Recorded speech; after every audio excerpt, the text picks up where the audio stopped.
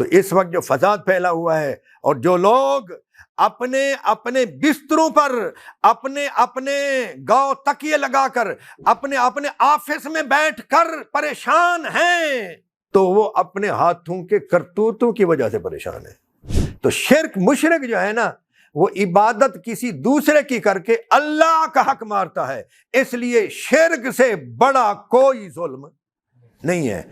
اس بات میں ان کی اطاعت نہ کر، لیکن وصاحبہما فی الدنیا معروفا، دنیا میں ان کو چھوڑ نہیں، ان کے ساتھ رہے اور ان کے ساتھ بھلائی کرتا رہے۔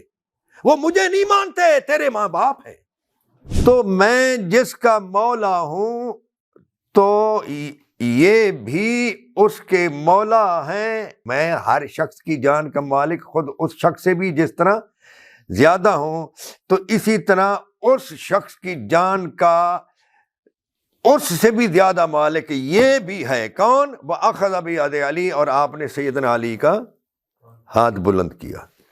اور اسی لیے حضرت عمار بن یاسر رضی اللہ تعالیٰ عنہ نے اہل شام کو، جو کہ جس کی قیادت یہ کر رہے تھے، فرمایا تھا کہ ان کو کافر تو نہ کہو، لیکن یہ ظالم ہیں اور فاسق ہیں، اور مسلمان کو گالی دینا فسق ہے، اور ناحق مسلمان کا قتل کرنا کفر ہے، کہ لا یصح عن النبی صلی اللہ علیہ وآلہ وسلم فی فضل معاویہ شیء، رسول اللہ صلی اللہ علیہ وآلہ وسلم سے، آپ کی زبان اقدس سے معاویہ کی شان میں قطعاً کوئی چیز ثابت نہیں ہے۔ تو شاعر کا شعر نقل کر دیا ان کے دفاع میں، یعنی نہیں ہے ہمارے علماء کے پاس، ان کے دفاع کے لیے بھی کچھ نہیں ہے اور ان کی شان کے لیے بھی کچھ نہیں ہے، تو بس یہ خال المومنین اور اس قسم کی جھوٹی وصیتیں۔ اسی بخاری میں آیا ہے کہ جو حضرت عمار بن یاسر رضی اللہ تعالیٰ عنہ کو باغی گروہ قتل کرے گا، اس باغی گروہ کو عمار بن یاسر رضی اللہ تعالیٰ عنہما جو ہیں جنت کی طرف بلا رہے ہوں گے، اور وہ گروہ ان کو جہنم کی طرف بلا رہا ہوگا۔ لہذا ماننا ہے بخاری کی حدیث کو تو دونوں کو مانے۔ مسجد قباء کے لیے آ گیا ہے کہ یہ تو اس کی تو پہلے دن سے بنیاد جو ہے تقویٰ پر رکھی گئی، تو اس مسجد کا جس کا ذکر قرآن نے یوں کیا، اس کا تو مقابلہ ہی کوئی مسجد نہیں کر سکتی۔ وہ کہ اس کی اور دوسرے صحابی کی آپس میں مسلم شریف میں ہے تکرار ہو گئی کہ بھی مسجد قباء جو ہے وہ مسجد نبوی سے بھی افضل ہے۔ امت کو گمراہی سے بچانے کے لیے اس آیت کے نزول کے وقت نبی کریم صلی اللہ تعالی علیہ وآلہ وسلم نے ان پر چادر ڈالی، اور چادر ڈال کر آپ نے فرمایا اللہم ہؤلاء اہل بیتی، اے اللہ یہ میرے اہل بیت ہیں۔ یہ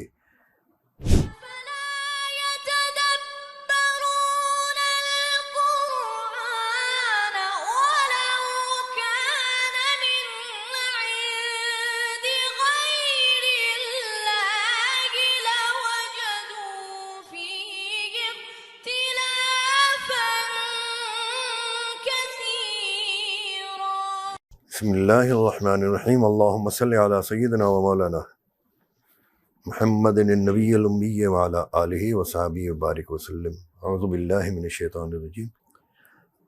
آج تراویح میں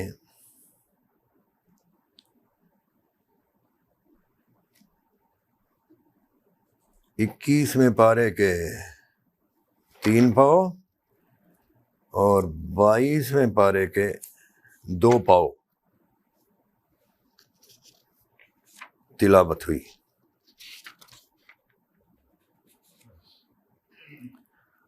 اور 21ویں پارے کا پورا پاؤ بھی نہیں تھا، کچھ کم تھا۔ سورۃ روم جو ہے اس کی آیت نمبر 20 سے تلاوت شروع کی گئی۔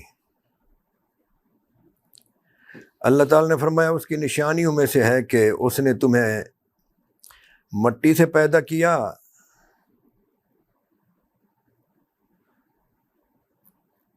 پھر جب بھی تم انسان ہو دنیا میں پھیلے ہوئے، یعنی اسی مٹی سے پھر تم کو دنیا میں بشر بنا کر پھیلا دیا۔ اور اس کی قدرت کی نشانیوں میں سے ہے کہ اس نے تمہارے لیے تم ہی میں سے ایک جوڑا بنایا،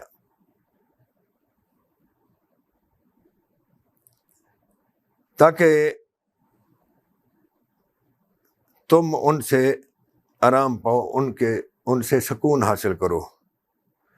اور اس نے تمہارے درمیان مودت یعنی محبت اور رحمت رکھ دی۔ بے شک اس میں غور و فکر کرنے والی قوم کے لیے بہت نشانیاں ہیں۔ اس میں انسان کو کہا گیا ہے کہ انسان کے لیے اللہ تعالیٰ نے ایک جوڑا بنایا، یعنی بیوی کی صورت میں، تاکہ اے مردو تم ان سے سکون حاصل کرو۔ اور پھر فرمایا اس نے تمہارے درمیان مودت یعنی محبت اور رحمت رکھ دی۔ مودت کہتے ہیں ٹوٹ کر ایک دوسرے سے محبت کرنا۔ اور میاں بیوی جب نئی نئی شادی ہو تو ان کی محبت کا جو عالم ہوتا ہے وہ کسی شادی شدہ سے مخفی نہیں ہے، لیکن مودت کا یعنی محبت کا ذکر پہلے ہے۔ ورحمتاً اور رحمت رکھ دی، رحمت کا ذکر بعد میں ہے۔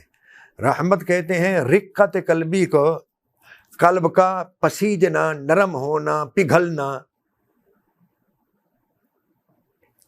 کسی کو تکلیف میں دیکھ کر آپ کے قلب کی کیفیت آپ کو مجبور کرے کہ آپ اس کی تکلیف دور کریں یا اس کی ضرورت پوری کریں۔ اس کے چہرے پر بھوک کے آثار ہے تو اس کو کھانا کھلا دیں، اس کے بدن پر موسم کے مطابق مکمل لباس نہیں ہے تو آپ اس کو لباس دلا دیں۔ سیانے آدمی کو، عقل مند آدمی کو دوسرے آدمی کا چہرہ دیکھ کر، جس کو ہماری زبان میں کہتے ہیں باڈی لینگویج، تو ایک بات تو لینگویج بولی سے سمجھ آتی ہے نا، ہاں، اور کچھ باتیں ایسی بھی ہوتی ہیں کہ زبان بند رہتی ہے اور عقل مند آدمی سمجھ جاتا ہے۔ تو اس قسم کی تکلیف میں دیکھ کر، کسی مخلوق کو دیکھ کر اس کی تکلیف کو دور کرنے کے لیے کوئی باہر سے دباؤ نہ ہو، اندر سے دل کے ہاتھوں مجبور ہو کر آدمی اس ضرورت کو پورا کرے، اس تکلیف کو دور کرے، تو اس جذبے کے پیدا ہونے کو رحمت کہا جاتا ہے۔ اور اگر جذبہ تو پیدا ہو گیا تو وہ جو تکلیف ہے وہ دور کرنے کی طاقت رکھتا ہے، تو اس جذبے کے ہاتھوں تکلیف دور کر دی تو یہ ہے مکمل رحمت۔ اور اگر طاقت نہیں رکھتا، فقط دل پگھلتا رہا، تو بھی یہ رحمت ہے۔ کبھی ایسا ہوتا ہے نا کہ انسان دور کی مخلوق تو کجا اپنی اولاد یا اپنے ماں باپ کو بھی تکلیف میں دیکھ کر ان کی تکلیف دور کرنے کی طاقت نہیں رکھتا تو رونے لگ جاتا ہے۔ اولاد کی ضرورت پوری نہیں کر سکتا، ماں باپ کی ضرورت پوری نہیں کر سکتا تو رونے لگ جاتا ہے۔ اور کبھی کسی کا دل جو ہے وہ رونے سے بھی تسکین نہیں پاتا اور وہ اس تکلیف کو دیکھ بھی نہیں سکتا، تو بعض لوگ دنیا ہی چھوڑ جاتے ہیں، خودکشی کر لیتے ہیں۔ تو یہ کون سا جذبہ اندر جو یہ جذبہ ہے نا، یہ تو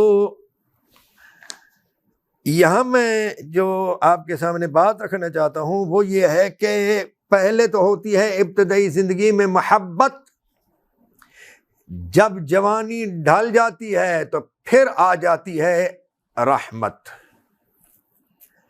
اب میاں بیوی جو اچھی زندگی گزار چکے 2-3 دہائیاں اور بڑھاپے میں آ چکے، تو اب وہ ایک دوسرے کی تکلیف کو دیکھ کر سہ نہیں سکتے۔ جن کی پہلی زندگی اچھی گزری ہو تو اب وہ ایک دوسرے کی تکلیف کو دیکھ کر برداشت نہیں کر سکتے، وہ ایک دوسرے سے پوچھتے رہتے ہیں آپ کی ضرورت کی چیز ہے یا نہیں، آپ کی پرہیزی غذا کا بندوبست ہے یا نہیں، آپ کی فلاں دوائی آئی ہے یا نہیں، بچے لے کر آئے یا نہیں، موجود ہے یا مک گئی، ختم ہونے والی ہے، وغیرہ وغیرہ پوچھتے رہتے ہیں، ایک دوسرے سے پوچھتے رہتے ہیں آپ کو رات کو نیند آئی یا نہیں، آپ کیسے ہو، آج کل محسوس کر رہے ہو، میں دیکھ رہی ہوں آپ پریشان ہیں، وہ کہتا ہے میں دیکھ رہا ہوں آپ پریشان۔ اس قسم کی باتیں میاں بیوی آخری زندگی میں کرتے ہیں، اور اس کو قرآن نے کہا ہے، 2 لفظ قرآن نے بولے ہیں نا، مودت اور رحمت۔ رحمت بعد میں ہے، تو یہ رحمت آپ کسی بھی جوڑے میں پوچھیں، نوجوان جو ہے وہ بوڑھے لوگوں سے پوچھے کہ انکل، بابا، آپ نے کب شادی کی تھی، اب کیسے ہیں، آپ کی کیسے گزری ہے، تو وہ آپ کو بتائیں گے، ہاں جی۔ تو یہ قرآن کے مطابق ہوگا جب، تو آپ کا ایمان بڑھ جائے گا کہ اللہ تعالیٰ ہی خالق ہے انسان کا، اللہ تعالیٰ نے ہی انسان کے لیے جوڑ بنایا ہے۔ جب وہ کہہ رہا ہے کہ اس کی قدرت کی نشانیوں میں سے ہے تم میں سے ایک جوڑا پیدا کرنا اور تم میں مودت اور رحمت رکھنا، تو جب اس کے علاوہ کسی اور کا یہ دعویٰ نہیں ہے، صرف اسی کا دعویٰ ہے، تو معلوم ہوا معبود برحق بھی فقط وہی ہے، رب بھی فقط وہی ہے، اللہ بھی فقط وہی ہے، نہ اس جیسا کسی دوسرے نے دعویٰ کیا ہے، نہیں کیا نا۔ جب دعویٰ نہیں کیا تو جو دعویٰ کر رہا ہے وہ اپنے دعویٰ میں سچا ہے، اس کے دعویٰ کو کوئی توڑنے والا نہیں ہے، اور اس کے دعویٰ کے شواہد جو ہیں، ہر کامیاب میاں بیوی جو ہے اس سے پوچھ لو، جو 2-3 دہائیاں 30 سال 40 سال جو گزار چکے ان سے پوچھو کیسے نبھا رہے ہو۔ اس لیے آخر میں اللہ تعالیٰ نے فرمایا ان فی ذلک لآیات لقوم یتفکرون، اس میں ایک نشانی نہیں، غور و فکر کرنے والے لوگوں کے لیے بہت نشانیاں۔ اچھا، میں یہ بیان کیا کرتا ہوں اس موقع پر، ایک نکاح کے موقع پر میں نے بیان کیا تھا، تو میں نے کہا یہ مودت اور رحمت جو ہے نا، اس کی وجہ سے 2 چیزیں ملتی ہیں نا، تو تیسری چیز کو وجود ملتا ہے۔ 2 چیزیں ملتی ہیں تو تیسری چیز کو وجود ملتا ہے۔ مودت اور رحمت سے میاں بیوی کا ملاپ ہوا تو ایک تیسری چیز کو وجود ملا، وہ کیا ہے؟ اولاد۔ اولاد جو ہوتی ہے نا، اس مودت اور رحمت کی بدولت ہوتی ہے۔ تو چونکہ ان دونوں کی مودت اور رحمت سے اس چیز کو وجود ملا ہے، تو اب ان دونوں کی یعنی میاں اور بیوی کی، یعنی ماں اور باپ کی جو محبت ہے، وہ دونوں کی محبت اولاد میں منتقل ہو جاتی ہے۔ تو اولاد کے لیے جو ہے یہ خیال جو یہ ایک دوسرے کا رکھتے تھے، اولاد کے لیے یہ خیال بڑھ جاتا ہے۔ وہ کیسے؟ میاں بیوی آپس میں ایک دوسرے کا خیال رکھتے تھے فقط موجودہ وقت کے لیے، اور اپنی اولاد کے لیے یہ خیال رکھتے ہیں مستقبل کے لیے۔ موجودہ وقت میں بھی ان کو سنبھالتے ہیں، اور موجودہ یعنی حال میں ان کی دیکھ بھال ایسی کرتے ہیں کہ ان کا مستقبل بہت اچھا ہو جائے۔ اور ہر پڑھنے والے کو ماں باپ پڑھاتے ہیں، ہر کامیاب ہونے والے کو ماں باپ کامیاب کرتے ہیں۔ کوئی ایسا نہیں ہے جو کامیاب ہو جائے اور آج خود ہو جائے۔ آپ سمجھ گئے نا جی؟ تو ماں باپ کیوں جتن کرتے ہیں؟ تاکہ ہمارے بیٹے کو مستقبل میں گرم ہوا بھی نہ لگے۔ یہ پلاٹ میں نے لیا، یہ میرے بیٹے کے کام آئے گا، یہ میری بیٹی کے کام آئے گا، یہ باغ اس کے کام آئے گا، یہ دکان اس کے کام آئے گی۔ اور 70 سال بابا گزار چکا ہے، باغ لگا رکھا ہے، اس کو لگا رہا ہے، اس کو پتہ ہے کہ اس باغ پر پھل جو ہے کوئی تقریباً 5-6 سال بعد آئے گا، یا اس سے بھی زیادہ وقت لگ جائے گا، اس کو پتہ ہوتا ہے میں تو اس کا پھل نہیں کھا سکتا، پھر بھی لگا رہا ہے۔ ایک مکان بنا رہا ہے، 60 سال ہو گئی عمر اور ریٹائر اب ہوا ہے، پیسے ملے ہیں، پینشن ملی ہے، تو اب مکان بنا رہا ہے جس مکان کی طبی عمر 50 سال ہے، اس کو مکمل علم ہے کہ میں نے تو اتنے سال زندہ نہیں رہنا، لیکن پھر بھی مکان بنا رہا ہے۔ کیوں بنا رہا ہے؟ تاکہ میری اولاد کو تکلیف ہو۔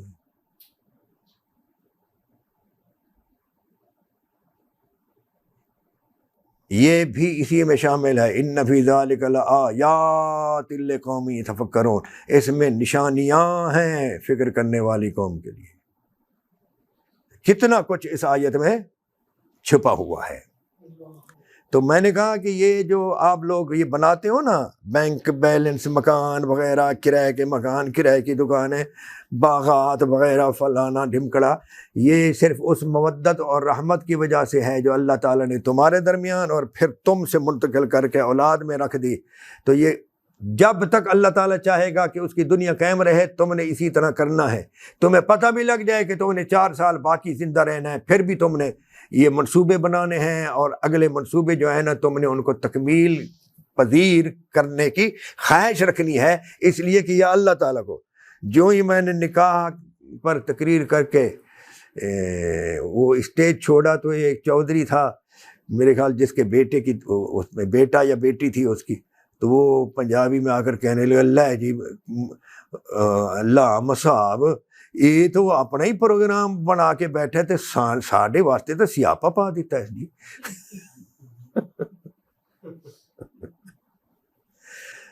یہ اس کی قدرت کی نشانی ہے جی۔ ہے جی، واہ واہ واہ۔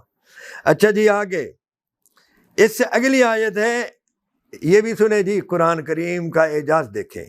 اگلی آیت ہے آیت نمبر سورۃ الروم کی 22، اور اس کی قدرت کی نشانیوں میں سے ہے زمین و آسمان کا پیدا کرنا، اور تمہاری زبانوں اور تمہارے رنگوں کا مختلف ہونا، کوئی کالا، کوئی گورا، کوئی سرخ، کوئی چٹا، کوئی سانولا، کوئی بالکل ہی کالا، ہاں جی، سیاہ۔ اور زبانیں، کوئی عربی، کوئی فارسی، کوئی ترکی، کوئی ہندی، کوئی بلوچی، کوئی پنجابی، یہ مختلف زبانیں ہیں نا۔ اور 2-4 بندے اس زبان کے، 2-4 بندے اس زبان کے، وہ 2 بندے ایک زبان والے بولیں تو دوسرے کو پتہ نہیں لگتا۔ یہ زبانیں، مختلف زبانیں اور مختلف رنگ۔ فرمایا جس طرح اللہ تعالیٰ کی قدرت کی نشانیوں میں سے یہ ہے کہ اس نے آسمان کو پیدا کیا، اور اس کی قدرت کی نشانیوں میں سے یہ ہے کہ اس نے زمین اور آسمان کو پیدا کرنے کا کوئی اور مدعی آپ نے کبھی سنا ہے؟ کسی نے دعویٰ کیا ہے کہ وہ زمین اور آسمان کو پیدا کرنے والا ہے اللہ کے سوا؟ سنا ہے کبھی؟ کبھی نہیں سنا نا۔ تو جب کوئی اور دعوے دار نہیں ہے اور اللہ تعالیٰ کے دعویٰ ہے کہ زمین کو پیدا کرنے والا بھی وہی ہے، آسمانوں کو پیدا کرنے والا بھی وہی ہے، تو پھر وہی ہے، اس کے مقابلے میں اور کوئی مدعی بھی نہیں ہے۔ ٹھیک ہے نا جی؟ اسی طرح جس طرح زمین و آسمان کا خالق ہونا بہت بڑی بات ہے کہ زمین و آسمان کا خالق، اتنی بڑی بات ہے کہ کوئی ایسی بڑی بات کر ہی نہیں سکتا، تو اسی طرح رنگوں کا جو اختلاف ہے، رنگوں کو مختلف بنانے والا بھی فقط وہی ہے۔ اب کوئی انکار کرے کہ اللہ آسمان و زمین کا خالق نہیں تو وہ کافر۔ اسی طرح اگر کوئی انکار کرے، اسی ہی ایک آیت میں ہے کہ اللہ تعالیٰ مختلف زبانوں کا خالق نہیں، یعنی فلاں زبان اللہ کی مخلوق نہیں ہے، تو جو یہ انکار کرے تو وہ اچھا بولو کافر۔ تو جب آپ نے یہ سن لیا تو اس پر ایک لطیفہ سنے، وہ جو مجھے پیش آیا، اور وہ اس لیے سنا رہا ہوں تاکہ آپ کو پتہ چل جائے کہ قرآن سے کس طرح کوئی چیز ثابت کی جا سکتی ہے۔ مجھے ایک مسجد میں نام نہیں لیتا علاقے کا، کراچی سے تازہ آیا تو اردو میں تقریر ہی آتی تھی، پنجابی بولنا ہی نہیں آتی تھی۔ تقریر تو کیا، پنجابی بول ہی نہیں سکتا تھا۔ میں سرائیکی علاقے کا بندہ تھا، تو سرائیکی علاقے سے اٹھ کر کراچی چلا گیا، وہاں اردو بولی جاتی ہے۔ کراچی چھوڑ کر لاہور آ گیا، تو یہاں ایک شخص نے یہ چاہا کہ میں اس کی چودراہٹ کو تسلیم کر لوں، اور وہ اپنے گھر کے باہر جو بیٹھا ہوتا ہے کرسیاں ڈال کر، تو جب میں گزروں تو وہ کہے کہ او اللہ مصعب بیٹھو، تو میں اس کے ساتھ بیٹھ جاؤں تو اس کی چودراہٹ میں اضافہ ہو۔ کراچی میں یہ طریقہ نہیں، کراچی میں کوئی امام مسجد کسی کے ساتھ کسی کی دکان پر خام خواہ بیٹھتا نہیں، وہاں کا رواج نہیں ہے، یہاں چودراہٹ ہے لاہور میں۔ تو جب مجھے علم نہیں تھا، میں نے لا علمی میں اس کی اس آفر کو قبول نہ کیا، وہ مخالف ہو گیا۔ اس نے 10-15 بندے ساتھ شامل کر لیے، اور کمیٹی کے بعد پہنچ گیا جی اور سانو نہ جی انہاں دی تقریر سمجھ نہیں آتی، تے انہاں نوں چاہیے جی پنجابی وچ بولن۔ متولی مسجد جو ہے وہ پریشان ہو گیا، کہنے لگا جی آپ کو میں نے بتایا نہیں، آپ کے خلاف بہت کچھ ہوتا رہا ہے، اور یہ لوگ میرے پاس آتے رہے ہیں اور میں ان کو ٹالتا رہا ہوں، آپ کو نہیں بتاتا رہا تاکہ آپ پریشان نہ ہوں۔ اب انہوں نے جمعہ کے دن کھڑے ہو جانا ہے کہ مولوی صاحب کی تقریر سمجھ نہیں آتی، تو ہمارے بوڑھے بابے جو ہیں وہ کہتے ہیں کہ پنجابی میں تقریر ہو، اور مجھے پتہ ہے آپ کو پنجابی آتی نہیں، تو یہ ان کے پاس بڑا تکڑا بہانہ ہے، عذر ہے، اس سے آپ کی چھٹی ہو سکتی ہے۔ جب اتنے بندے کھڑے ہو جائیں گے جمعہ کے دن، آپ تقریر کر رہے ہوں گے، انہوں نے پلان بنایا ہے، یہ کھڑے ہو جائے گا، بول صاحب تمہاری تقریر سمجھ نہیں ہوتی۔ تو میں نے کہا بھی مطالبہ کیا گیا ہے کہ میں اردو میں تقریر نہ کروں، پنجابی میں کروں، اور یہ مطالبہ 100% حق ہے اور قرآن کریم کے مطابق ہے، اس لیے کہ قرآن کریم میں ہے کہ اللہ تعالیٰ فرماتے ہیں میں نے کسی نبی کو بھی نہیں بھیجا مگر اس کی قوم کی زبان میں، جس قوم کے پاس آیا اسی قوم کی زبان۔ تو یہاں پنجابی لوگ ہیں، پنجابی بولنے والے، پنجاب میں رہنے والے نہیں ہیں، صرف پنجابی بولنے والے۔ وہ یوں تو پنجاب میں رہنے والا میں بھی تھا، لیکن میں پنجاب کے ایسے علاقے میں تھا کہ جہاں سرائیکی بولی جاتی ہے، اور زبان کا تعلق، میں نے ان سے کہا کہ زبان کا تعلق قوم سے نہیں ہوتا، زبان کا تعلق علاقے سے ہوتا ہے۔ جس علاقے میں بندہ پیدا ہوگا وہی زبان بولے گا۔ اگر قوم کے ساتھ ہوتا تو ہر سید جو ہے نا وہ عربی بولتا۔ تو میں نے کہا کہ یہ بالکل 100% حق ہے، قرآن کے مطابق ہے، میں اس کا انکار کروں، پنجابی کا انکار کروں تو کافر ہو جاؤں گا۔ تو کچھ لوگوں نے سمجھا یہ طنز کر رہا ہے، تو انہوں نے ایسا موڈ بھی بنایا، ہاتھ بھی ہلانے لگ گئے کہ مولوی صاحب تو طنز کرنے لگے۔ میں نے کہا نہیں، طنز نہیں کر رہا، میں پنجابی کا انکار کروں تو کافر، سندھی کا انکار کروں تو کافر، عربی کا انکار کروں تو کافر، اردو کا انکار کروں تو کافر، سرائیکی کا انکار کروں تو کافر، اس لیے کہ یہ ساری زبانیں اللہ کی پیدا کی ہوئی ہیں، اور زبان کا تعلق علاقے سے ہوتا ہے۔ جس علاقے میں بندہ پیدا ہو وہیں کی بولی بولتا ہے۔ میں سرائیکی علاقے میں پیدا ہوا، سرائیکی میری مادری زبان ہے، اردو علاقے میں چلا گیا تو وہاں اردو مجھے آ گئی، تو وہاں اردو میں تقریر کرنے لگا، وہاں سے آیا تو یہاں بھی اردو میں بولتا ہوں۔ اب جب یہاں آ گیا ہوں تو یہاں علاقائی زبان پنجابی ہے، تو مجھے پنجابی آ جائے گی، تو یہ آپ کا 100% جو جائز مطالبہ ہے انشاءاللہ پورا کیا جائے گا۔ یہ دن گیا اور وہ دن گیا، میں نے کبھی بھی اس مسجد میں پھر پنجابی میں تقریر نہیں کی۔ مجھے وہ کہنے لگے یار آپ نے بڑے آرام سے فتنے کو ختم کر دیا۔ میں نے کہا جی یہ فتنہ تھا، میں نے اس کو ختم کیا ہے قرآن کریم کی آیات سے، لیکن چونکہ مطالبہ بالکل ناجائز تھا اور شرارت پر مبنی تھا، لہذا میں اس مسجد میں اس ممبر پر بیٹھ کر کبھی بھی پنجابی میں تقریر نہیں کروں گا، اس لیے کہ ان کو سمجھ آتی ہے اردو، یہ شرارت کرنا چاہتے تھے، ان کا مقصد کچھ اور تھا۔ تو میں نے وہاں کبھی بھی پھر پنجابی میں تقریر نہیں کی، اردو میں تقریر کرتا رہا۔ لیکن آپ کو اس آیت کے ساتھ یہ واقعہ جو میرے ساتھ بیتا ہے اس لیے سنایا ہے تاکہ آپ کو پتہ چلے کہ قرآن میں کیا کیا ہے۔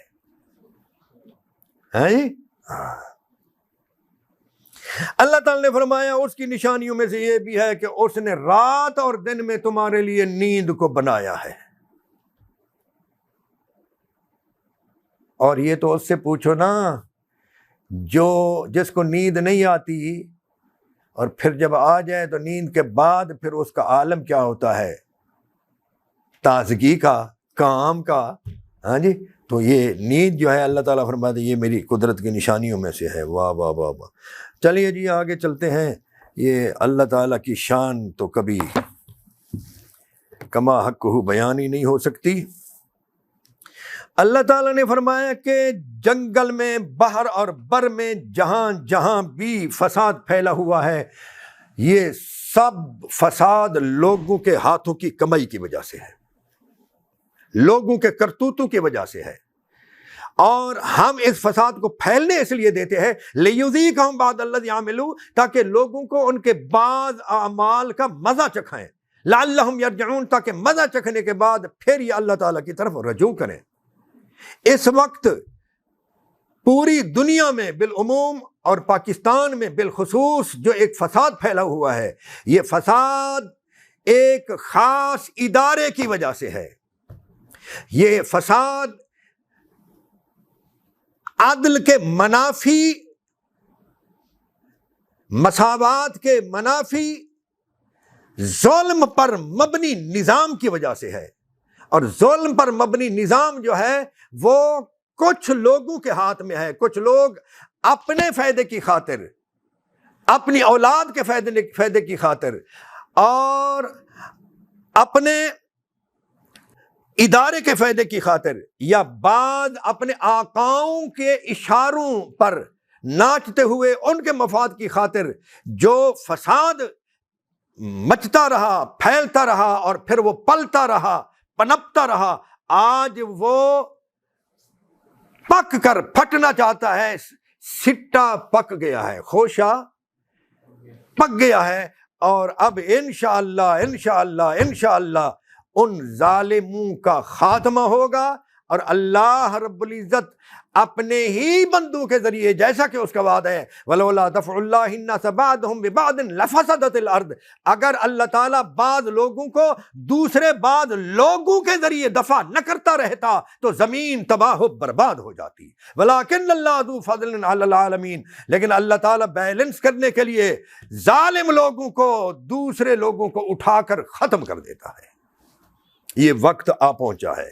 تو اس وقت جو فساد پھیلا ہوا ہے اور جو لوگ اپنے اپنے بستروں پر، اپنے اپنے گاؤ تکیے لگا کر، اپنے اپنے آفس میں بیٹھ کر پریشان ہیں، تو وہ اپنے ہاتھوں کے کرتوتوں کی وجہ سے پریشان ہے. قبر میں پریشان نہیں ہے، قید خانے میں اتنا پریشان نہیں ہے جتنا وہ اپنے بیڈ روم میں پریشان ہے. آپ سمجھ گئے؟ یہ پریشانی کا سامان، اس کا ایندھن انہوں نے خود ہی تیار کیا ہے. تو یہ قرآن کا یہ اعلان ہے. اب اگر وہ رجوع کر لیں، اپنی غلطیوں کو مان لیں، تو اللہ تعالیٰ ان کے لیے بہتری پیدا کر دے گا. اور اگر وہ بضد رہیں تو پھر دیکھو اللہ تعالیٰ کیا کرتا ہے. وہ تو ضرور کرتا ہے، اتنا زیادہ ڈھیل تو نہیں دیتا کسی کو. آگے یہ جو ہے نا سماع موتا، کیا تو مردوں کو نہیں سنا سکتا. آج ایک آیت ہے، یہ حضور کو حکم ہوا اے حبیب صلی اللہ علیہ وسلم آپ مردوں کو نہیں سناتے. اس پر ہم انشاءاللہ کل گفتگو کریں گے. حضور مردوں کو نہیں سناتے، کل گفتگو کریں گے. آج اتنا میں عرض کر دیتا ہوں کہ جن کو ہم زندہ سمجھتے ہیں نا، جیسے میں بیٹھا ہوں اور آپ میرے سامنے بیٹھے ہیں، حضور ان زندوں کو بھی نہیں سنا سکتے. زندوں کو بھی اللہ سناتا ہے، مردوں کو بھی اللہ سناتا ہے.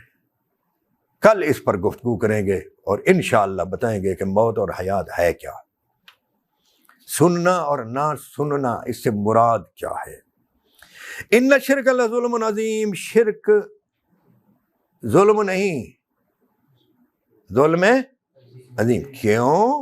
کیوں؟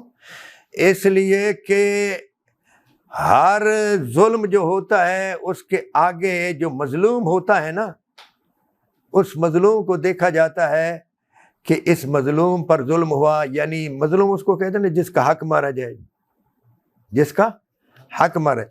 اب حق جس کا مارا جائے وہ کتنا بڑا ہے یہ دیکھا جائے گا، اور ادھر عبادت کا حق کس کا ہے، وہ ذات کتنی بڑی ہے۔ تو اللہ تعالیٰ سے کوئی ذات بڑی نہیں ہے، تو چونکہ اس ذات سے بڑی کوئی ذات نہیں، لہذا جو اس کا حق مارے تو وہ ظلم نہیں بلکہ تو شرک، مشرک جو ہے نا وہ عبادت کسی دوسرے کی کر کے اللہ کا حق مارتا ہے، اس لیے شرک سے بڑا کوئی ظلم نہیں ہے۔ اور قرآن میں ہے کہ ہر ظلم یعنی ہر گناہ، ہر معصیت، ہر خطا، ہر نافرمانی معاف ہو سکتی ہے، مگر شرک بالکل ہی معاف ہو سکتا، بالکل۔ اللہ تعالیٰ شرک سے محفوظ رکھے۔ آگے حضرت لقمان علیہ السلام کی نصیحتیں ہیں پورے رکوع میں، ان نصیحتوں کا اللہ تعالیٰ نے قرآن میں ذکر کر دیا، درج کر دیا ہے، تو بڑی بات ہے جی۔ ہاں، انہوں نے اپنے بیٹے کو یہ بھی نصیحت کی کہ بیٹا شرک نہیں کرنا، شرک ظلم عظیم ہے، اللہ تعالیٰ نے ان کی اس نصیحت کو قرآن میں درج کر دیا ہے جی۔ ہاں، بڑی بات ہے۔ اور پھر اللہ تعالیٰ نے والدین کے ساتھ حسن سلوک کرنے کا حکم فرمایا ہے، وَوَصَّيْنَا الْإِنسَانَ بِوَالِدَيْهِ، یہاں تک فرمایا کہ والدین کے ساتھ احسان کرو، انہوں نے تمہیں اٹھایا اتنا عرصہ، اور پھر تمہیں دودھ پلایا، اور پھر تمہارا دودھ چھڑایا، اور پھر فرمایا اللہ تعالیٰ نے کہ بس پنجابی میں کہے کہ مکدی مکاؤ، انشکر لی ولوالدیک، میرا شکر ادا کیا کر، اپنے ماں باپ کا شکر ادا کیا کر۔ ترتیب دیکھیں، ترتیب دیکھیں، انشکر لی والدیک، میرا شکر ادا کر، اور اپنے۔ اب مزید بھی بیان کرنے کی ضرورت ہے۔ آگے فرمایا اگر وہ تیرے ساتھ یہ ضد کریں، یہ کوشش کریں کہ تو میرا شریک ٹھہرا کسی کو، تیرے ماں باپ۔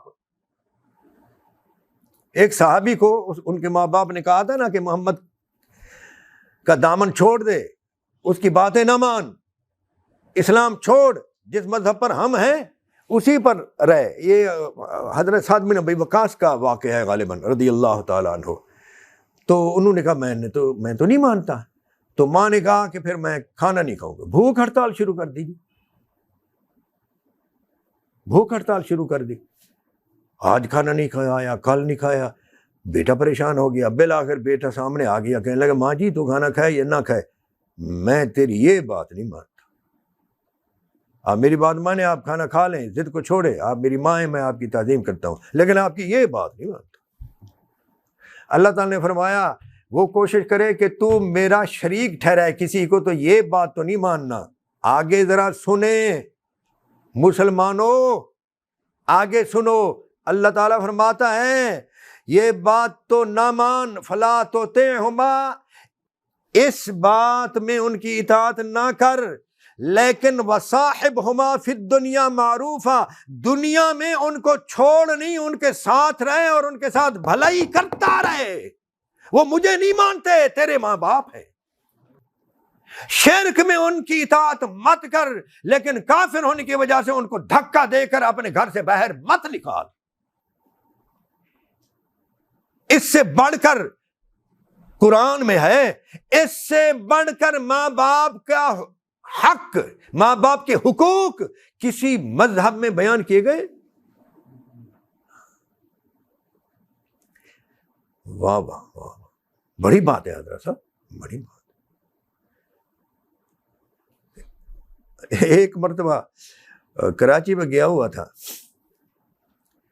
تو جب میں کراچی جاتا تو یہاں سے چلتے ہوئے علامہ غلام رسول سعیدی رحمۃ اللہ علیہ کو عرض کرتا کہ میں کراچی آ رہا ہوں،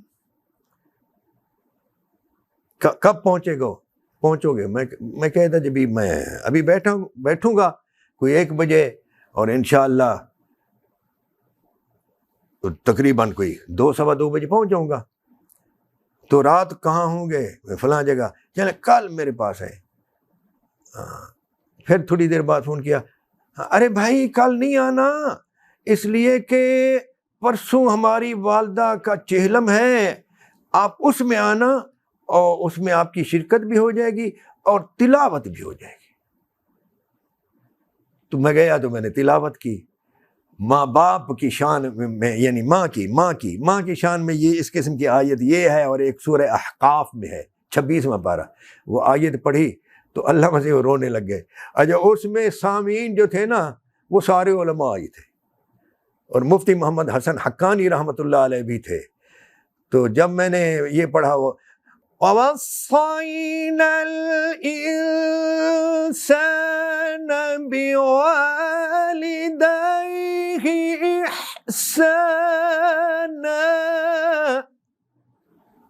حَمَلَتْهُ أُمُّهُ كُرْهًا وَوَضَعَتْهُ كُرْهًا، اس کی ماں نے اسے اٹھایا انتہائی تکلیف کے ساتھ، اٹھائے رکھا اتنے مہینے انتہائی تکلیف کے ساتھ، اور پھر جنم دیا بہت ہی زیادہ۔ اللہ بیان کر رہا ہے جی، جو بندے کو پیدا کرنے والا ہے، ہاں جی، جو جانتا ہے کہ ایک جسم سے دوسرا جسم نکل رہا ہے، ہاں جی، وہ بیان کر رہا ہے خالق۔ جب میں نے یہ آیت پڑھی تو آپ یقین فرمائے علامہ غلام رسول سعیدی رحمۃ اللہ علیہ رونے لگے، مفتی منیر رحمان صاحب بھی تھے، اور بڑے بڑے علماء تھے، مفتی رفیق حسنی صاحب تھے، مفتی محمد حسن حقانی۔ تو کراچی میں قاریوں کو ویل شیل دینے کا کوئی رواج نہیں ہے، تو جو ہی میں نے تلاوت ختم کی تو مفتی محمد حسن حقانی رحمۃ اللہ تعالی علیہ نے بڑا نواں کنوارا 100 کا نوٹ جو ہے نا انہوں نے نکالا، اور فرمانے لگے مولانا یہ لیجئے، یہ تلاوت یا آپ کی آواز پر نہیں ہے، یہ موضوع کے مطابق جو آپ نے پڑھا ہے اس پر آپ کو شاباش ہے۔ چونکہ والدہ کا تھا نا وہ چہلم، تو وہ عالم تھے نا جی، تو اس لیے یہ سن کر ان کو پتہ چلا کہ ماں کیا ہوتی ہے، تو رونے لگ گئے، اور سارے علماء جھوم گئے کہ موقع کے مطابق آیات تھیں۔ قرآن میں ہر چیز ہے، ہر چیز ہے۔ اگر بندے کو پتہ ہو نا کہ محفل کیسی ہے تو وہ اس محفل کے مطابق آیت کو لے کر آ سکتا ہے۔ اللہ تعالیٰ، میرے ایک استاد صاحب تھے، میں نے یہ علم جو ہے نا بہت دیر بعد شروع کیا، یہ عالم بننے والا جو علم ہے، حافظ تھا پھر قاری بنا۔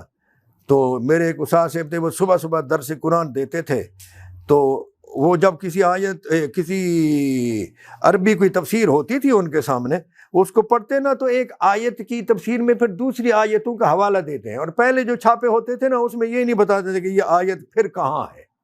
آج کل تو نیچے دے دیتے ہیں نا سورت فلاں آیت فلاں، آج کل تو کتابیں زبردست چھپ رہی ہیں۔ تو وہ پوچھتے تھے قاری صاحب یار اے آیت کتھے ہو سی؟ استاد صاحب میں فوراً بتاتا، اگر اس کے آگے پڑھو میں آگے پڑھتا، اس سے کچھ دیر پیچھے بتاؤ میں پیچھے، تو بڑے خوش ہوتے اور دعا کرنے لگ گئے۔ میری عمر تھی کوئی 19-20 سال، اور میں علم نہیں پڑھا تھا، تو کہنے لگے یار اللہ تعالیٰ مجھے قرآن کا حافظ بنا دے اور اللہ تعالیٰ تجھے عالم بنا دے۔ سید محمد فیض اللہ شاہ بخاری رحمۃ اللہ علیہ، یہ ان کی دعا ہے۔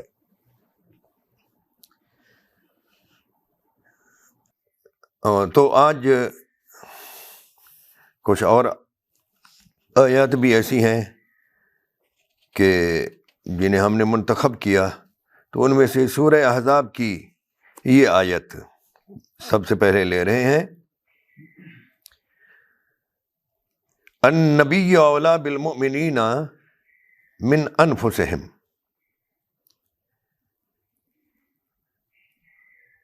امام احمد رضا حنفی رحمۃ اللہ تعالی علیہ نے اس کا ترجمہ یوں کیا ہے، یہ نبی مسلمانوں کا ان کی جان سے زیادہ مالک ہے،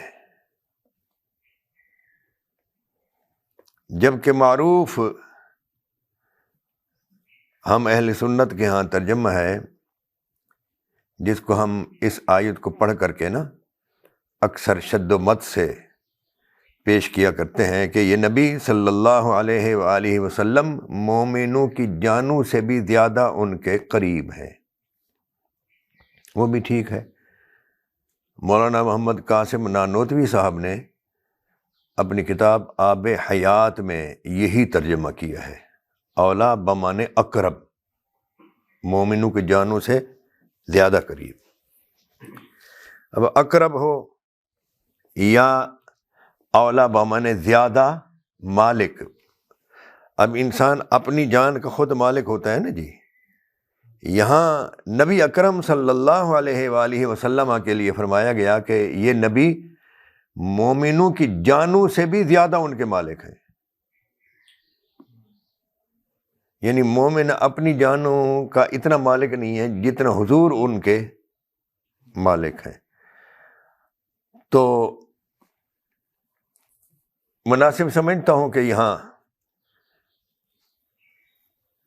ایک حدیث پیش کر دوں کہ اس حدیث میں نبی کریم صلی اللہ تعالی علیہ وآلہ وسلم نے اس آیت کی طرف اشارہ کیا ہے، اور وہ حدیث یہ ہے۔ حضرت زید بن ارقم رضی اللہ تعالی عنہ بیان کرتے ہیں کہ نبی کریم صلی اللہ تعالی علیہ وآلہ وسلم ہمارے سامنے خطبہ کے لیے کھڑے ہوئے، حمد و ثنا کی، اور پھر فرمایا الستم تعلمون انی اولا بکل مؤمن من نفسہ، کیا تم نہیں جانتے ہو کہ میں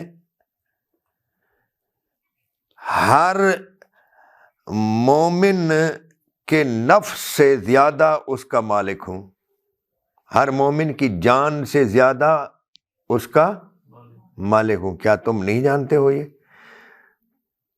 تو لوگوں نے کہا بلا، کیوں نہیں، ہم جانتے ہیں۔ نشہد لأنت اولا بکل مؤمن من نفسہ، ہم گواہی دیتے ہیں کہ آپ بلا شبہ ہر مومن کی جان سے زیادہ اس کے مالک ہیں۔ تو اس پر پھر نبی کریم صلی اللہ علیہ وآلہ وسلم نے فرمایا فإنی من کنت مولاه فہذا مولاه وأخذ بید علی، تو میں جس کا مولا ہوں تو یہ بھی اس کے مولا ہیں، یعنی میں جس کی جان کا مالک خود اس سے بھی زیادہ ہوں، میں ہر شخص کی جان کا مالک خود اس شخص سے بھی جس طرح زیادہ ہوں، تو اسی طرح اس شخص کی جان کا اس سے بھی زیادہ مالک یہ بھی ہے، کون؟ وَأَخَذَ بِيَدِ علی، اور آپ نے سیدنا علی کا ہاتھ بلند کیا۔ تو ہمارا اس پر ایمان ہے کہ ہماری جان کے سب سے زیادہ مالک جو ہیں وہ رسول اللہ صلی اللہ علیہ وآلہ وسلم ہیں، اور پھر ہماری جان کے سب سے زیادہ مالک وہ ہیں جن کو حضور اکرم صلی اللہ علیہ وآلہ وسلم نے ہماری جانوں کا مالک بنایا ہے، یعنی سیدنا علی بن ابی طالب علیہ السلام۔ اب اس آیت کا اگلا حصہ ہے وَأَزْوَاجُهُ أُمَّهَاتُهُمْ، اور نبی صلی اللہ علیہ وآلہ وسلم کی بیویاں، اعلیٰ حضرت نے ترجمہ کیا ہے، اور اس کی بیویاں ان کی مائیں ہیں، یعنی اس سے مراد حضور نبی صلی اللہ علیہ وآلہ وسلم مسلمانوں کا ان کی جان سے زیادہ مالک ہے، اور اس کی بیویاں ان کی مائیں ہیں، کن کی؟ مومنین کی۔ کس حوالے سے؟ وہ ہماری حقیقی مائیں تو نہیں ہے نا، ہاں جی، تو کس معنی میں مائیں ہیں؟ عظمت کے، تعظیم، تکریم، ادب کے لحاظ سے وہ تمام مومنوں کے نزدیک ایسی ہیں جیسی ان کی ماں، بلکہ ہماری ماؤں سے بھی زیادہ ان کی تعظیم اور تکریم ہے، لیکن ان سے پردہ ہے۔ اسی صورت میں آگے چل کر ہے کہ تم کوئی چیز مانگو، وَإِذَا سَأَلْتُمُوهُنَّ، وہ بھی آج ہم نے تراویح میں پڑھی ہے آیت، وَإِذَا سَأَلْتُمُوهُنَّ مَتَاعًا فَاسْأَلُوهُنَّ مِنْ وَرَاءِ حجاب، جب تم ان سے کوئی سامان مانگو، کوئی چیز مانگو تو پردے کے پیچھے سے مانگو۔ تو ایسی مائیں نہیں ہیں کہ ان سے پردہ نہ ہو۔ ماں کا احترام دینا ہے کہ عزت اور تکریم میں اور ان کی طہارت، عفت اور عصمت میں، عفت کا، عصمت کا، طہارت کا خیال رکھنا ہے، اس معنی میں ہے۔ بعض لوگوں نے قدیم اور جدید اس سے ایک مسئلہ نکال لیا، وَأَزْوَاجُهُ أُمَّهَاتُهُمْ، اور نبی صلی اللہ علیہ وآلہ وسلم کی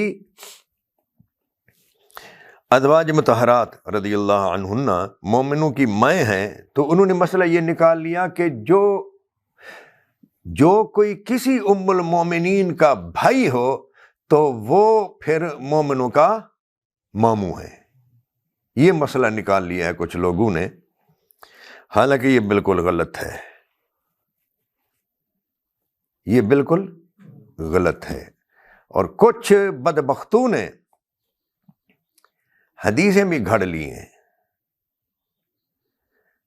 سورۃ الممتحنہ ہے، عسى اللہ ان یجعل بینکم وبین الذین عادیتم منہم مودۃ، اس آیت کے تحت کچھ لوگوں نے سیدنا عبداللہ ابن عباس رضی اللہ تعالی عنہما کی طرف قول منسوب کر دیا کہ انہوں نے فرمایا کہ اس آیت سے جو ہے یہ مودت لازم ہو گئی ہے، اور ابو سفیان، اس کا بیٹا معاویہ بن ابی سفیان، اور پھر ابو سفیان کی بیٹی ام حبیبہ، چونکہ ان کا رشتہ ہو گیا ام حبیبہ کی وجہ سے، تو یہ مودت ہو گئی، اور معاویہ بن ابو سفیان جو ہے وہ ام حبیبہ کے چونکہ بھائی ہیں تو وہ مومنوں کے ماموں ہو گئے۔ کہتے یہ سیدنا ابن عباس نے فرمایا ہے، اور یہ من گھڑت روایت ہے، میں اس کی تردید کر چکا ہوں اپنی بعض کتب میں، یاد نہیں کہ خصائص علی میں کیا ہے یہ کسی اور کتاب میں اس کا موضوع ہونا ثابت کیا ہے میں نے۔ لاہور کے ایک مولوی نے اس روایت کو بیان کیا تھا تو میں نے اس کا بطلان ثابت کیا ہے، وہ میری آپ کتابوں میں دیکھ سکتے ہیں۔ قدیم و جدید جتنے بھی علماء نے، بڑے بڑے لوگوں نے یہ کہا ہے خال المومنین، خال المومنین، سب نے غلط کہا ہے، سب نے غلطی کی ہے۔ کوئی خال المومنین نہیں ہے، کسی بھی ام المومنین کا بھائی مومنوں کا ماموں نہیں ہے، یاد رکھنا۔ اور یہ کہتے کیوں ہیں؟ اچھا، ان کا ایک بھائی تھا ام حبیبہ رضی اللہ تعالی عنہا کا، یزید بن ابی سفیان، کبھی آپ نے سنا کہ اس کو بھی خال المومنین کہا گیا ہو؟ نہیں۔ کیوں؟ اس لیے کہ انہوں نے ایک تو حکومت تھوڑا عرصہ کی ہے، دوسرا یہ ہے کہ ان سے اس تھوڑے عرصہ میں بھی ایسی غلطیاں نہیں ہوئیں جو قابل گرفت ہوں،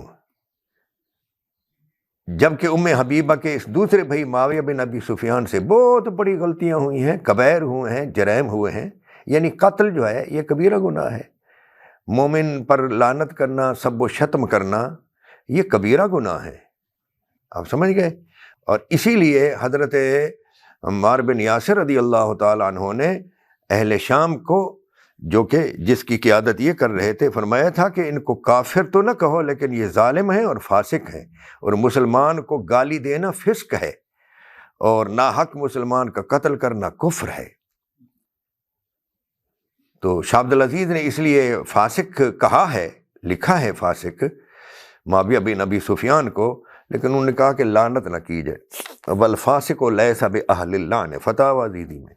خیر، تو کیوں کہتے ہیں بھی؟ ان کو تو نہیں کہتے نا۔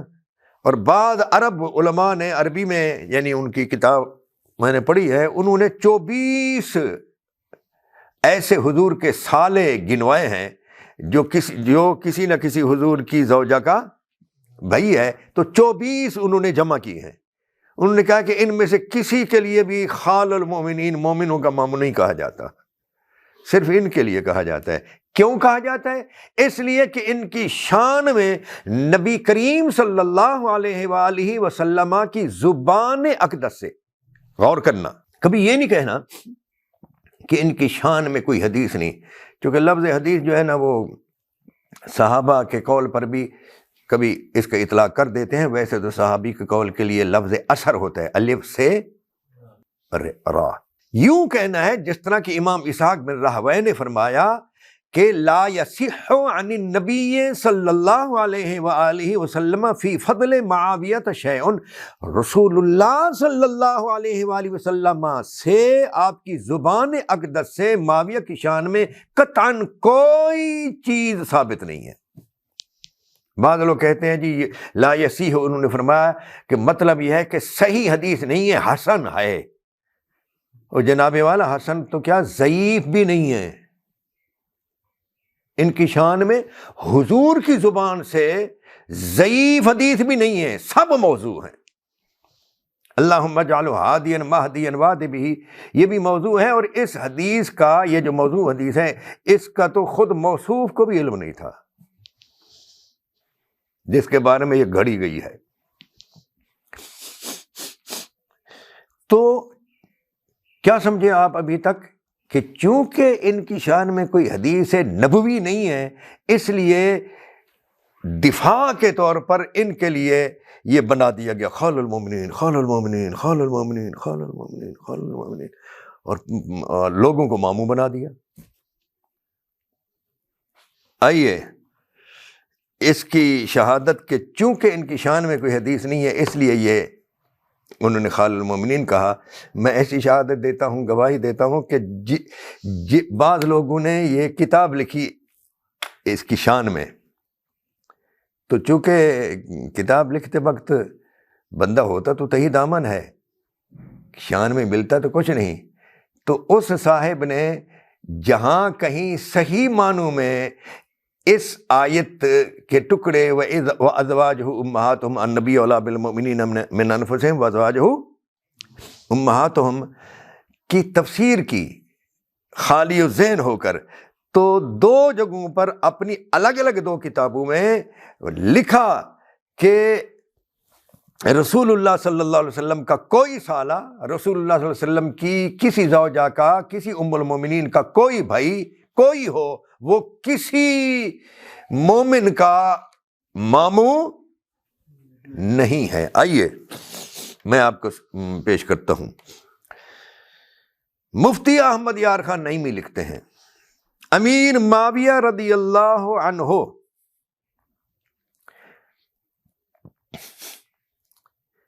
یہ بعد میں پیش کروں گا، پہلے ان کی الحضرت رحمۃ اللہ تعالی علیہ کا یہ ترجمہ ہے نا، اس پر مفتی صاحب کی ایک وہ ہے تفسیر ہے، حاشیہ کی صورت میں ایک تفسیری حاشیہ ہے، اس کا نام ہے نور العرفان۔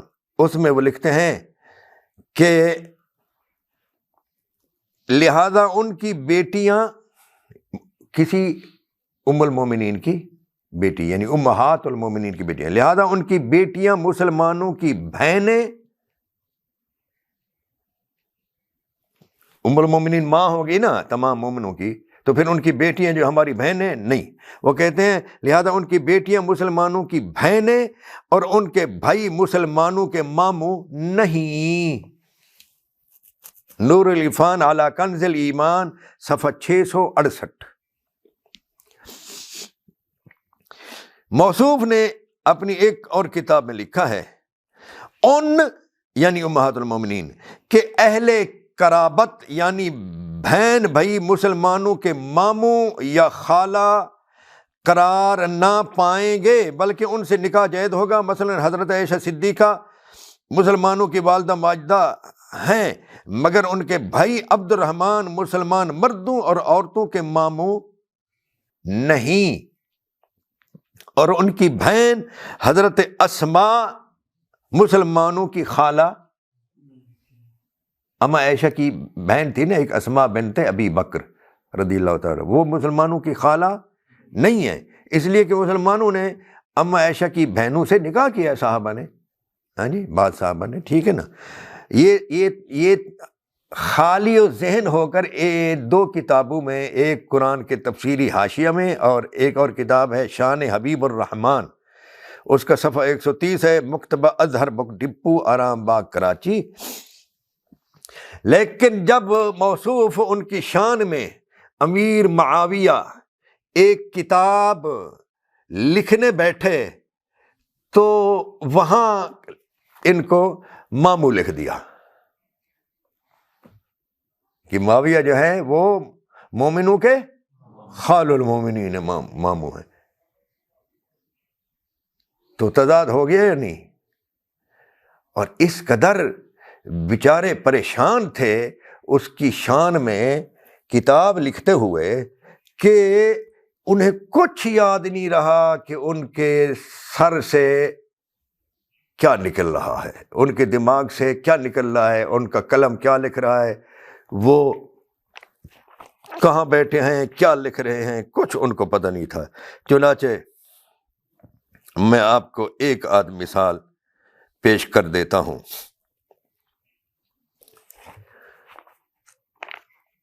ایک جگہ پر وہ لکھتے ہیں کہ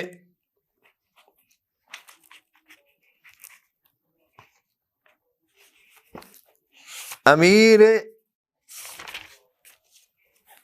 معاویہ نے یزید کو وصیت کی۔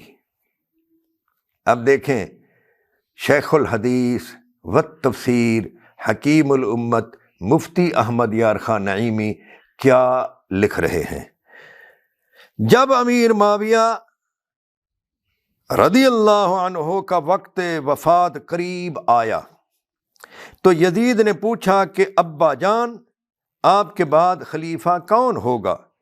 تو آپ نے کہا کہ خلیفہ تو ہی بنے گا، مگر جو کچھ میں کہتا ہوں اسے غور سے سن، کوئی کام امام حسین رضی اللہ عنہ کے مشورہ کے بغیر نہ کرنا۔ آگے قوسین میں بریکٹ میں ہے، یعنی وہ تیرے وزیر اعظم ہیں، انہیں کھلائے بغیر نہ کھانا، انہیں پلائے بغیر نہ پینا، سب سے پہلے ان پر خرچ کرنا، پھر کسی اور پر، پہلے انہیں پہنانا پھر خود پہننا۔ میں تجھے امام حسین رضی اللہ عنہ، ان کے گھر والوں، ان کے کنبے، بلکہ سارے بنی ہاشم کے لیے اچھے سلوک کی وصیت کرتا ہوں۔ اے بیٹے، خلافت میں ہمارا حق نہیں، وہ امام حسین رضی اللہ عنہ، ان کے والد اور ان کے اہل بیت کا حق ہے، تو چند روز خلیفہ رہنا، پھر جب امام حسین رضی اللہ عنہ پورے کمال کو پہنچ جائیں تو پھر وہ ہی خلیفہ ہوں گے، یا جسے وہ چاہیں، تاکہ خلافت اپنی جگہ پہنچ جائے۔ ہم سب امام حسین رضی اللہ عنہ اور ان کے نانا کے غلام ہیں، انہیں ناراض نہ کرنا، ورنہ تجھ پر اللہ و رسول صلی اللہ علیہ وسلم ناراض ہوں گے، اور پھر تیری شفاعت کون کرے گا؟ یہ وصیت یزید کو ہو رہی ہے، اور اس میں ہے کہ جب وہ کمال کو پہنچیں امام حسین تو پھر یہ ان کے سپرد، پھر وہی خلیفہ ہوں گے، یا جس کو وہ چاہیں گے۔ ہاں، اور یہی حکیم الامت اپنی کتاب میں، اسی کتاب میں لکھتے ہیں کہ یزید کی پیدائش حضرت عثمان غنی کے دور میں ہوئی، اور امام حسین کی پیدائش حضور کی حیات میں، حضور کے وصال اقدس کے وقت ان شہزادوں کی جو عمر ہے وہ 6-7 سال تھی، ٹھیک ہے نا، 6-7 سال وہ 2-2.5 سال سیدنا ابوبکر صدیق رضی اللہ تعالی عنہ کے، اور 10 سال سیدنا عمر بن خطاب رضی اللہ تعالی عنہ کے۔ یہ کتنے بن گئے؟ وہ 6 سال ہی لو، 7 نہیں لو، حضور کی حیات میں حسنین کریمین علیہ السلام کے، تو 6 وہ 6 اور 10 16، اور حضرت سیدنا ابوبکر صدیق رضی اللہ تعالیٰ عنہ کے 2.5 سال، چلے 2 سال لکھ لیں، 18 سال سیدنا امام حسین یزید ملعون سے عمر میں بڑے ہیں، اور موصوف لکھ رہے ہیں کہ معاویہ وصیت کر رہا تھا اپنے بیٹے کو کہ جب وہ کمال کو پہنچے تو پھر خلیفہ وہی ہوں گے یا جس کو وہ چاہیں گے۔ یعنی ہمارے علماء اس قدر تہی دامن ہیں۔ بھائی یہ تو مفتی احمد یار خان نعیمی ہے بعد کے آدمی، آپ دیکھیں امام احمد رضا خان حنفی رحمۃ اللہ علیہ جو ہیں، انہوں نے ان کی شان میں ایک مجہول شاعر کا شعر نقل کر کے ان کا دفاع کیا ہے، وَمَن يَكُنْ يَطْعَنُ فِي مُعَاوِيَةَ فَذَلِكَ كَلْبٌ مِّن كِلَابِ الْحَاوِيَةِ، اور اس شعر کا شاعر کا نام بھی معلوم نہیں ہے، مجہول شعر ہے۔ نسیم الریاض میں امام خفاجی حنفی رحمۃ اللہ تعالیٰ علیہ نے نقل کر دیا ہے، ان سے بھی غلطی ہو گئی ہے، کہ شاعر نے کہا کہ جس نے معاویہ کے بارے میں طعن کیا تو وہ جہنم کے کتوں میں سے ایک کتا ہے۔ اعلی حضرت اتنا بڑا آدمی جو ہے، انہوں نے اس شعر کو نقل کر دیا منون، اور اس کو وہ بنا دیا ان کی شان میں۔ او بھائی اگر کوئی طعن کرے تو طعن کرنا ایک جرم ہے، اور جرم پر ایک عذاب ہوتا ہے، ٹھیک ہے نا؟ تو جرم جیسا بھی، حضرت ابوبکر صدیق رضی اللہ تعالیٰ عنہ کو کوئی برا کہے، مولا علی کو کوئی برا کہے، خلفاء راشدین میں سے کوئی کسی کو برا کہے، کسی کو بھی کوئی برا کہے، تو اس کی جو سزا ہے، وہ جہنم کا کتا ہو یا دنیا کا کتا ہو یا کوئی کتا ہو، تو وہ سزا بیان کرنا جو ہے شاعر کا اختیار نہیں ہے۔ جرم کی سزا بیان کرنا اللہ اور اس کے رسول کا کام ہے، اچھے عمل کی جزا اور ثواب بیان کرنا اللہ اور اس کے، ہاں۔ اور میں نے اس کو اپنی کتاب صلح امام حسن میں امام نووی، امام مازری، حافظ ابن حجر عسقلانی اور دیگر علماء کرام سے ثابت کیا ہے کہ جزا اور سزا فقط شارع علیہ الصلاۃ والسلام بیان کر سکتے ہیں، یا پھر اللہ تعالیٰ۔ تو شاعر کا شعر نقل کر دیا ان کے دفاع میں، یعنی نہیں ہے ہمارے علماء کے پاس، ان کے دفاع کے لیے بھی کچھ نہیں ہے اور ان کی شان کے لیے بھی کچھ نہیں ہے۔ تو بس یہ خال المومنین اور اس قسم کی جھوٹی وصیتیں، جو 18 سال بڑا ہے وہ ابھی بعد میں کمال کو پہنچے گا، تو یہ پہلے کمال کو پہنچ گیا، کیا روحانی کمال کی بات ہو رہی ہے؟ آپ سمجھ گئے؟ تو یہ آپ غور کریں ذرا کہ ہمارے اہل سنت کس قدر زیادتی کرتے ہیں، ہاں جی، اور کس قدر وہ خالی و ذہن ہیں اور تہی دست ہیں، تہی داماں ہیں۔ اللہ تبارک و تعالی ہمارے حال پر رحم فرمائے۔ اس کے ساتھ ساتھ میں یہ بھی عرض کرتا چلوں کہ بعض لوگ جو ہے وہ بغلیں بجا بجا کر کہتے ہیں کہ جی ان کی شان میں تو آؤ جی میں پتہ کی بات بتاؤں، ان کی شان میں تو بخاری میں ایک حدیث آئی ہے، اول جیش من امتی، جناب والی یہ سند کے لحاظ سے جتنا بھی مضبوط ہو اور بخاری میں آئی ہے، یہ ان کی شان میں ثابت نہیں کی جا سکتی، یہ سارے دمشقی ہمسی راوی ہیں، اور اگر کوئی شخص اس کو ثابت کرنا بھی چاہے تو یہ حضرت عثمان غنی کے دور میں یہ ایک جیش جو ہے، پہلا جیش یغزون البحر، جس نے سمندری غزوہ کیا تھا، تو یہ کوئی 27-28 ہجری میں ہے غالباً، میں نے وہ لکھ دیا ہے پوری تو اس کے ساتھ تحقیق کے ساتھ۔ تو 28 ہجری پہلے، 37 ہجری میں پھر اسی بخاری میں آیا ہے کہ جو حضرت عمار بن یاسر رضی اللہ تعالیٰ عنہ کو باغی گروہ قتل کرے گا، اس باغی گروہ کو عمار بن یاسر رضی اللہ تعالیٰ عنہما جو ہیں جنت کی طرف بلا رہے ہوں گے، اور وہ گروہ ان کو جہنم کی طرف بلا رہا ہوگا۔ لہذا ماننا ہے بخاری کی حدیث کو تو دونوں کو مانے، اور انجام کار کسی کا معاملہ ہوتا ہے، یعنی انجام کس کا کیسا ہو رہا ہے۔ تو اس لیے جو بعد کی حدیث ہے وہ اس میں اس گروہ کو داعی الی النار کہا گیا ہے، اور پہلی حدیث جو ہے اس میں اگر ان کی شرکت ثابت ہو بھی جائے، میں انشاءاللہ تحقیق سے فقط اس حدیث پر کلام کروں گا انشاءاللہ، اور لکھوں گا بھی صحیح اور گفتگو بھی کروں گا۔ وہ پہلے ہے، یہ بعد میں ہے، فئہ باغیہ والی، لہذا ثابت نہیں کی جا سکتی۔ آگے چلیے جی، وہ آیت تطہیر آ گئی۔ میں نے وعدہ کیا تھا 11واں پارہ جب تھا اور مسجد درار کا ذکر آیا تھا، اور آپ کو یاد ہوگا میں نے عرض کیا تھا کہ بعض صحابہ نے جب سنا کہ اللہ تعالیٰ نے مسجد قباء کے مقابلے میں مسجد قباء کے مقابلے میں جب بنی زرار، مسجد درار بنی، تو اللہ تعالیٰ نے اس مسجد درار کی تردید کرنے کے لیے اور مسجد قباء کی عظمت بیان کرنے کے لیے ایک لفظ ارشاد فرمایا، لَمَسْجِدٌ أُسِّسَ عَلَى التَّقْوَى مِنْ أَوَّلِ يَوْمٍ أَحَقُّ أَن تَقُومَ فِيهِ، وہ مسجد جس کی بنیاد پہلے دن تقوی پر رکھی گئی وہ زیادہ حق رکھتی ہے کہ آپ اس میں قیام فرمائیں، اور اس مسجد میں آپ قدم رنجا نہ فرمائیں، اور اس کو گروا دیں۔ حضور نے گرا دیا مسجد درار کو، اور مسجد کون سی ہے بولو؟ قباء۔ اس میں بعض صحابہ نے سمجھا بھئی قرآن میں مسجد قباء کے لیے آ گیا ہے کہ یہ تو اس کی تو پہلے دن سے بنیاد جو ہے تقویٰ پر رکھی گئی، تو اس مسجد کا جس کا ذکر قرآن نے یوں کیا، اس کا تو مقابلہ ہی کوئی مسجد نہیں کر سکتی۔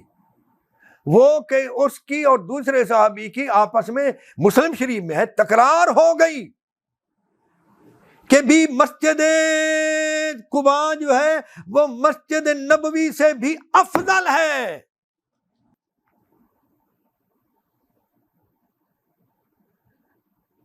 حضور کے پاس مقدمہ لے گئے،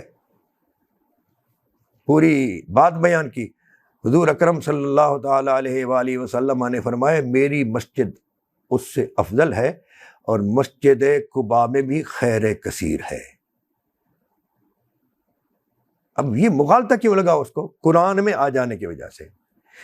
اسی طرح آیت تطہیر جو ہے نا، آیت تطہیر میں اللہ تعالیٰ نے ایک بات بیان کرتے ہوئے ازواج مطہرات رضی اللہ تعالی عنہن کو سمجھاتے ہوئے بلکہ تنبیہ کرتے ہوئے ارشاد فرمایا ہے کہ تم دوسری عورتوں کی طرح تو نہیں ہو، تم وہ ہو کہ تمہارے گھر میں قرآن بولو اترتا ہے، نازل ہوتا ہے، تو اللہ تعالیٰ نے تمہیں پاک کیا ہے، اور اللہ تعالیٰ تم سے رجس کو دور رکھنا چاہتا ہے، تو تم دوسری عورتوں کی طرح نہیں ہو۔ یہ پورا رکوع اس پر ہے۔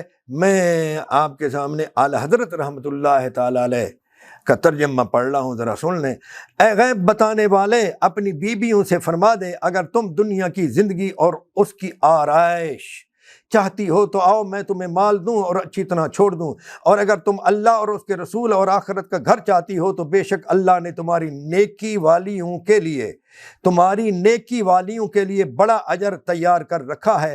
اے نبی کی بیویوں، جو تم میں سے صریح حیا کے خلاف کوئی جرت کرے اس پر اوروں سے دونا عذاب ہوگا، یعنی 2 گنا عذاب ہوگا، اور یہ اللہ کو آسان ہے۔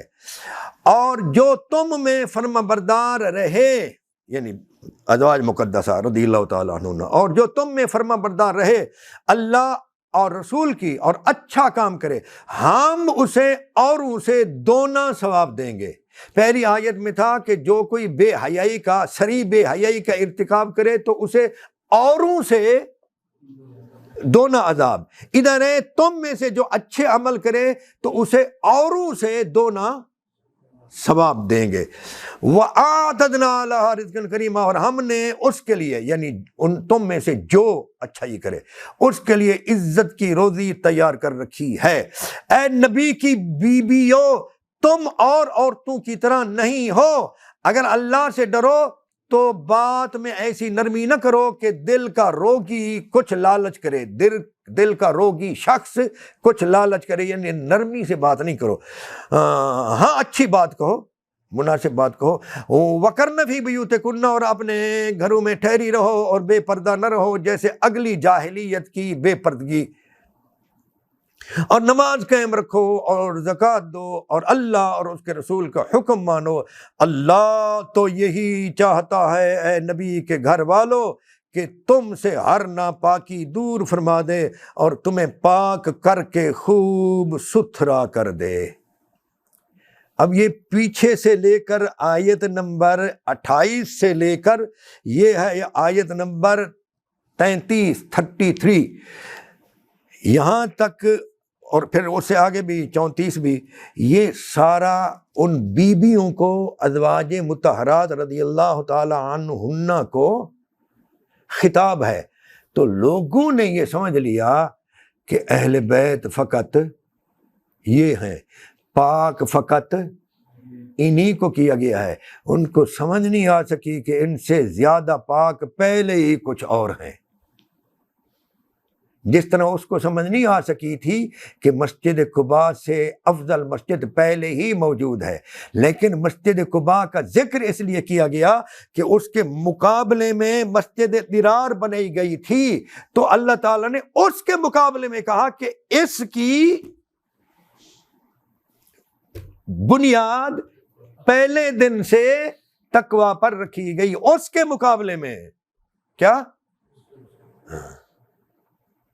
یہاں دوسری عورتوں کے مقابلے میں جو زیب و زینت چاہتی ہیں، دنیا کی ضرورت تو کیا بلکہ عرائش، وزینتہا کا ترجمہ اعلیٰ حضرت نے کیا ہے عرائش۔ عرائش اگر تم چاہتی ہو، یعنی تم کیوں چاہو؟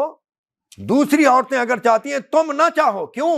اس لیے کہ نبی امت کے لیے نمونہ ہے، اور تم نبی کی ازواج مقدسہ ہو، مومنوں کی مائیں ہو، تم دوسری عورتوں کے لیے نمونہ ہو۔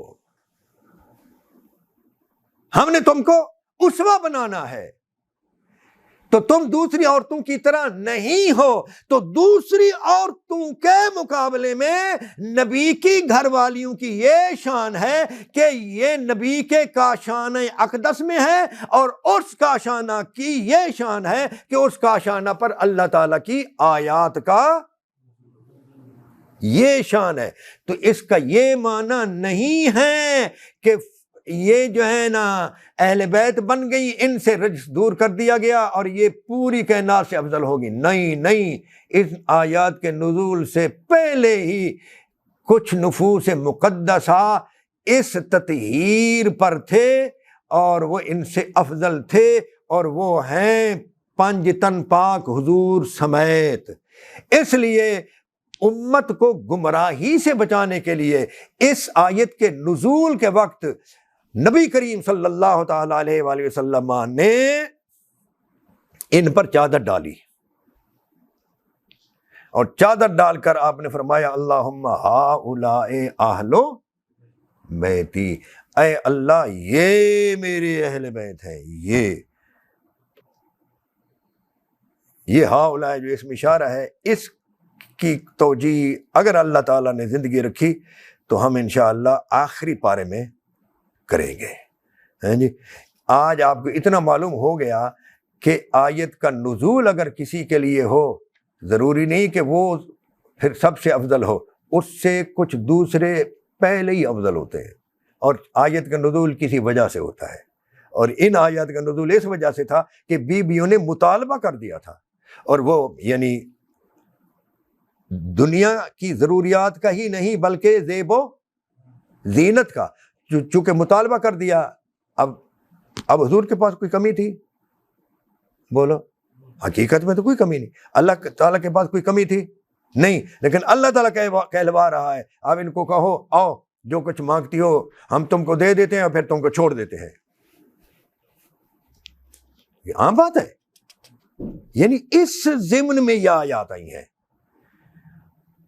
اب ان آیات کی وجہ سے ازواج مطہرات کو سب سے افضل کہو؟ نہیں، ان سے افضل نہ کہو جنہیں اپنے باپ سے مانگتے ہوئے بھی شرم آتی تھی،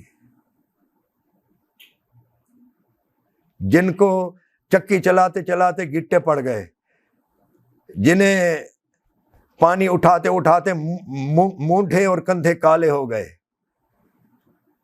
گٹے پڑ گئے، ان سے نہ ملو۔ انہوں نے مطالبہ نہیں کیا، مانگنے گئیں، شرما کر واپس آ گئی۔ اس کے باقی نکات بھی بہت کچھ ہیں، کبھی اور موقع پر۔ خاتم النبیین کا ذکر آیا ہے کہ اللہ کے رسول جو ہیں یہ خاتم النبیین ہیں، ان پر نبوت ختم ہے، ان کے بعد کسی اور نبی نے نہیں آنا۔ مولوی تو جواب دیتے رہتے ہیں، جی یہ جواب ہے، قادیانیوں کا یہ جواب ہے۔ اور ہم نے ایک لیڈر سے سنا، وہ لاہور کے ایک ہوٹل میں بیان کر رہے تھے اور کہہ رہے تھے بھائی جب قرآن میں آ گیا کہ سیدنا محمد صلی اللہ علیہ وآلہ وسلم خاتم النبیین ہے تو پھر اس پر ڈبیٹ کیوں؟ بس جو نہیں مانتا وہ کافر ہے۔ ہاں جی، اور وہ لیڈر آج کل بند ہے، اور اسی لیے بند ہے۔ اس قسم کی جرات آمیز باتیں جو ہیں نا، آپ کو معلوم ہونا چاہیے قادیانیوں کے خلاف بولنا کوئی آسان نہیں ہے۔ جن لوگوں نے غلام محمد کو، مرزا غلام محمد کو نبی تیار کر کے بنایا، تو ان کے منصوبے کے خلاف کلام کرنا کوئی عام بات ہے۔ اس لیے اس بیچارہ جو ہے نا پریشانیوں میں ہے۔ دعا کریں اللہ تعالیٰ خاتم النبیین کے صدقے ان کی پریشانیوں کو ختم فرمائے۔ ایک صرف نکتہ عرض کرتا ہوں، درود شریف کی آیت آج آئی ہے کہ نبی صلی اللہ علیہ وسلم پر درود بھیجو، یاد ہے آپ کو؟ آج یہ آیت سنی تھی۔ حضور پر درود کیوں بھیجا جائے؟ یا دوسرے لفظ میں یوں کہیے کہ حضور پر درود بھیجنے کا فائدہ کیا ہے؟ حضور پر درود بھیجنے کا حضور کو کیا فائدہ ہے؟ اس کو آج ہی ایک آیت پڑھی گئی ہے، اس کی روشنی میں سمجھیے۔ آیت سورہ احزاب کی نمبر ہے 43۔ وہ اللہ ہے درود بھیجتا ہے تم پر، اللہ درود بھیجتا ہے، اعلیٰ حضرت کا ترجمہ آپ کو سنا تھا، وہی ہے کہ درود بھیجتا ہے تم پر، وہ اور اس کے فرشتے، کہ تمہیں اندھیروں سے اجالے کی طرف نکالے۔ یہ مومنوں کو یہ ہے کہ اے مومنو، اللہ اور اس کے فرشتے درود بھیجتے ہیں تم پر، تاکہ کیوں بھیجتے ہیں؟ درود بھیجنے کا مقصد کیا ہے؟ اس لیے بھیجتے ہیں تاکہ وہ تمہیں ظلمتوں سے نور کی طرف نکالے۔ تو حضور پر درود بھیجنے کا کیا فائدہ ہے؟ یہ سوال اس لیے کر رہا ہوں کہ ہم پر درود بھیجا جائے تو اس کا فائدہ یہ ہے کہ ہم ظلمتوں سے نور کی طرف نکالے جائیں گے۔ اور حضور کے لیے قرآن میں آیا ہے الف لام را کتاب انزلناہ الیک لتخرج الناس من الظلمات الی النور، کہ ہم نے یہ معزز کتاب آپ کی طرف نازل کی ہے تاکہ آپ لوگوں کو ظلمتوں سے نور کی طرف نکالیں۔ تو جن پر درود بھیجا جائے وہ ہمیں ظلمتوں سے نور کی طرف نکالنے والا ہے۔ ہم پر درود بھیجنے کا مفاد یہ ہے کہ اللہ ہمیں ظلمتوں سے نور کی طرف نکالے گا، جبکہ حضور خود ظلمتوں سے نور کی طرف نکالتے ہیں، تو حضور پر درود بھیجنے کا حضور کو کیا مفاد ہوگا؟ حضور کا کوئی مفاد نہیں۔ اگر حضور کا مفاد ہے تو اس میں ہے کہ آپ کی امت کو ظلمتوں سے نور کی طرف نکالا جائے گا۔ جو ہی کوئی امتی آپ پر کثرت سے درود بھیجے گا، حضور اس کو ظلمتوں سے نور کی طرف نکالیں گے۔ اب سمجھے فرق؟ تو صرف ایک فرق اس لیے سمجھایا ہے کہ اس پر لمبی گفتگو اتنی دیر تک آیات پر گفتگو کرنے کے بعد مزید نہیں کی جا سکتی۔ اللہ تبارک و تعالی ہمیں کثرت سے حضور اکرم صلی اللہ علیہ وسلم پر درود و سلام بھیجنے کی توفیق عطا فرمائے۔